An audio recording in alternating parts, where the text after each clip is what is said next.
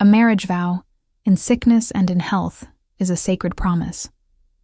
But what happens when that promise is shattered by greed and betrayal? In the quiet suburbs of Phoenix, Arizona, a dark secret festered behind closed doors, culminating in a brutal murder that would shock the nation.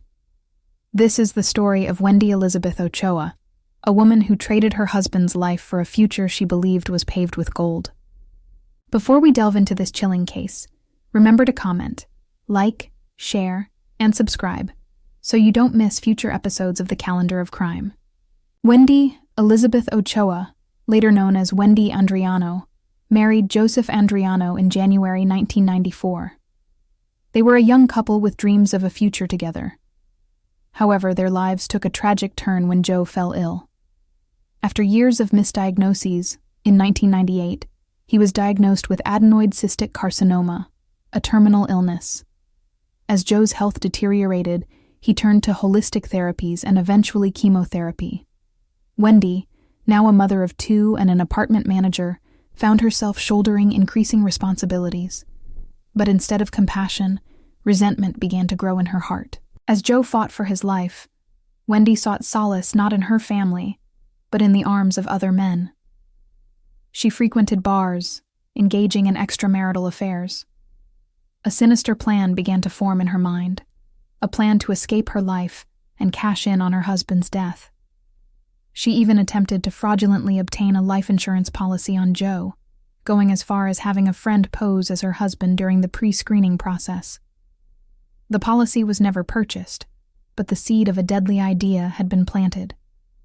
On the fateful night of October 8, 2000, Wendi's dark thoughts turned into a brutal reality.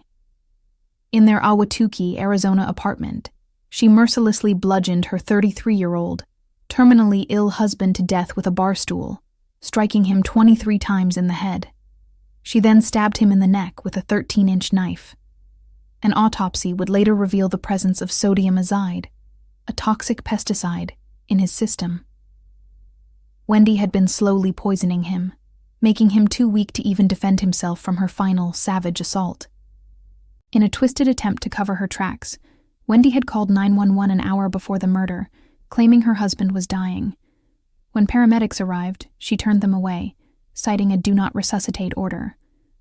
An hour later, she called 911 again, this time claiming she had killed her husband in self-defense, alleging a history of physical and psychological abuse. But the evidence told a different story.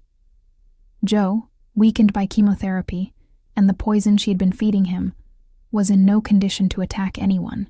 Wendi Andriano's trial began on August 23, 2004. The prosecution painted a picture of a greedy, manipulative woman who saw her terminally ill husband as a roadblock to a life of financial freedom.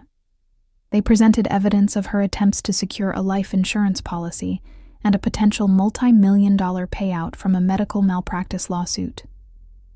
Wendi's defense team countered with a narrative of a battered wife, with Wendi herself taking the stand for 9 days to detail alleged abuse. She even claimed that Joe, in a fit of rage, had slit his own throat. The jury saw through her lies. On November 18, 2004, Wendi Andriano was found guilty of first-degree murder. The heinous, cruel, and depraved nature of the crime, coupled with the clear financial motive, led to the ultimate sentence, death by lethal injection. Wendi's appeals, which claimed jury prejudice and prosecutorial misconduct, were denied. Today, she remains on death row in Arizona, a stark reminder of a promise broken and a life brutally cut short. Thanks for watching. Please comment, share, like, and subscribe for future episodes from the Calendar of Crime.